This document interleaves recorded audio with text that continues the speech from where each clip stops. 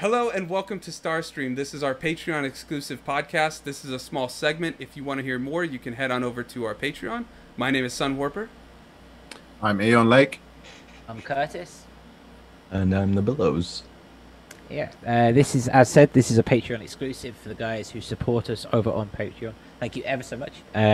You're about to see a 10-minute segment, which you can find the full thing on our Patreon. And so thank you to our patrons, because we do this for you and because of the support that you give us. So thank you.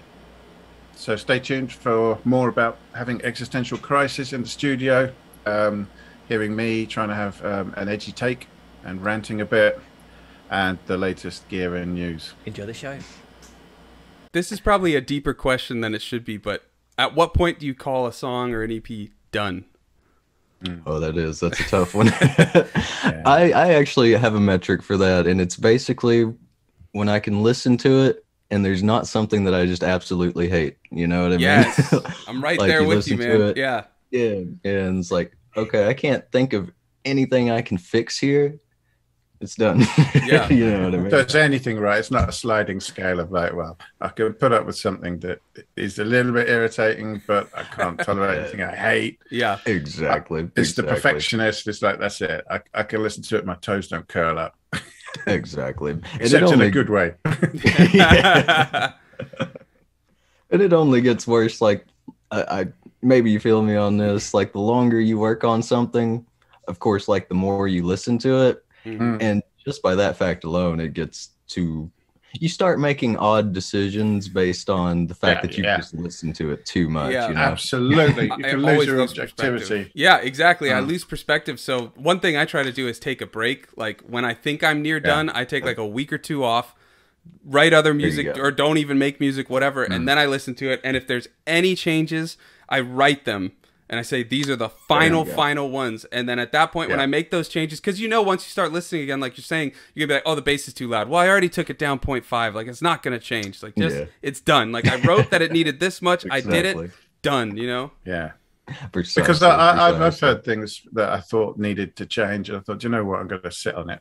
And I've listened to it weeks later and thought, no, that's all right. I was just getting anal about the whole thing. Just leave it alone. On that note, have you ever listened to a song like months or years later and been like, I had so much trouble with this song, and when I finished it, I was like, no, it all needs to change still. And then you listen to it, you're like, this is perfect. Like, or, you know, as near like, I don't notice any of those things. Like, it was just my ears were so tired from it. Like you were saying, Billows.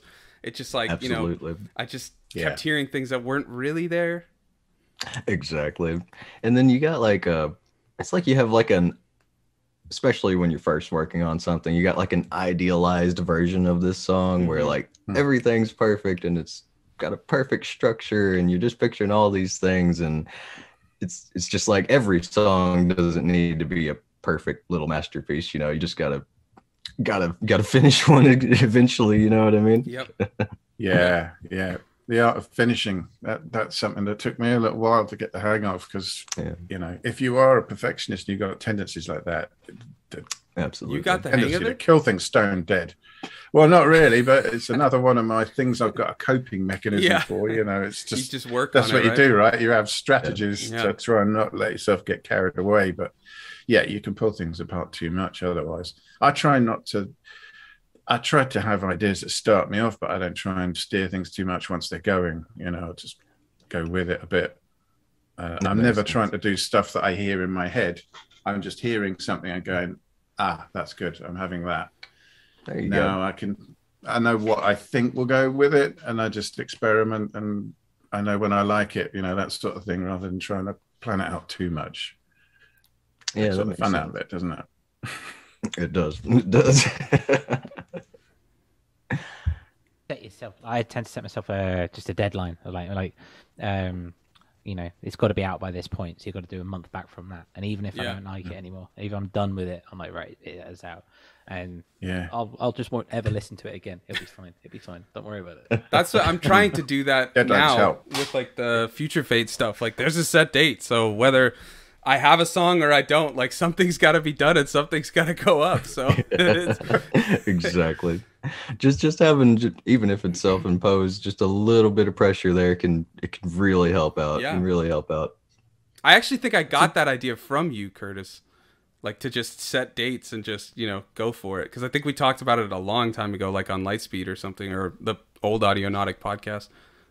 Well, I think like the old Audionautic podcast. Well, it's a year old. I know, right? Yeah, Yeah, but yeah, that's crazy. You have to in a way. If you keep everything open, you know, you're your own timetable, aren't you? And if you just say, "Oh, it's going to come out at some point in June," you're like, "Well, I've got all the time," you know. Yeah. But then you set down a date, and you know that gives me a kick up the ass. Yeah, you're right, man. Get it done. It's always the way forward. But Billows, this 6-track ambient EP, is it?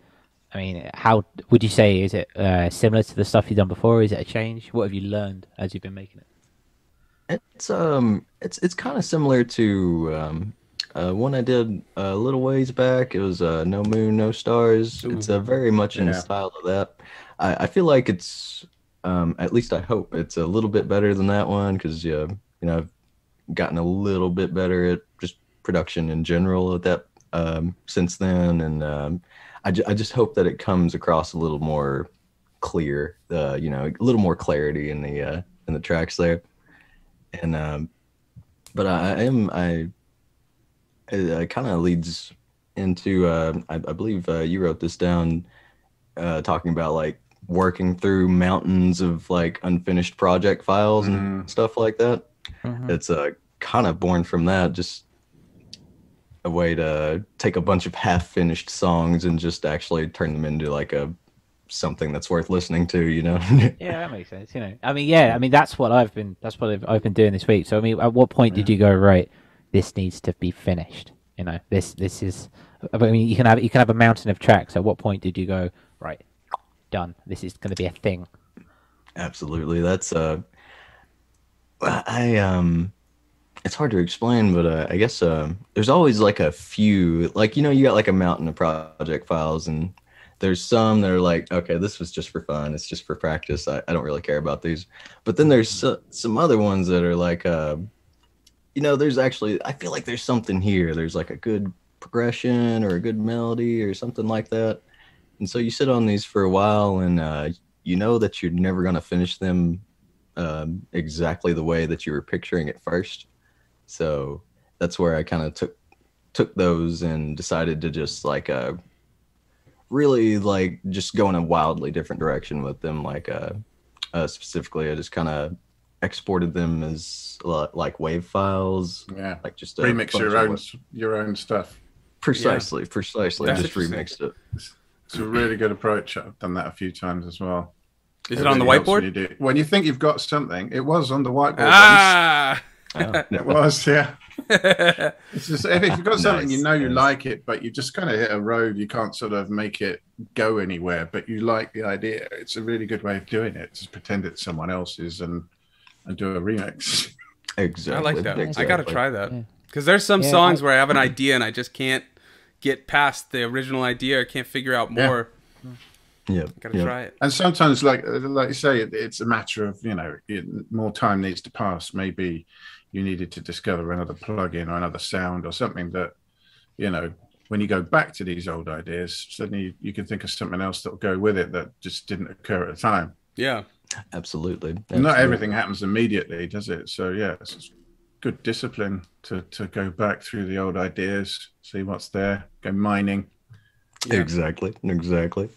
Yeah. See, I mean, I feel like I hit a bit of a roadblock with. I'm working on a track with Spectre for a Psychonautic. It's a behemoth. It's fucking huge. Nice. My little laptop is going, no, please, no more. Have you tried exporting some as audio files? Yeah, so I freeze the tracks and then I send those audio, and my computer is still like, please. And so, like, I'm thinking, just it's in a place. It's in 3 separate chunks that needs to be glued together. There's 3 movements, and then, you know, it's just a case of, well, if I bounce all that down, put it into a fresh project, hopefully there's less kind of, because you always get extra tracks and extra bits of MIDI, don't you? That you forget that they even exist in the 63rd quadrant or something like that. So, you know, absolutely. Exactly. You find it down the line, you know. Yeah, it's another way to go forward. It's another way to go forward.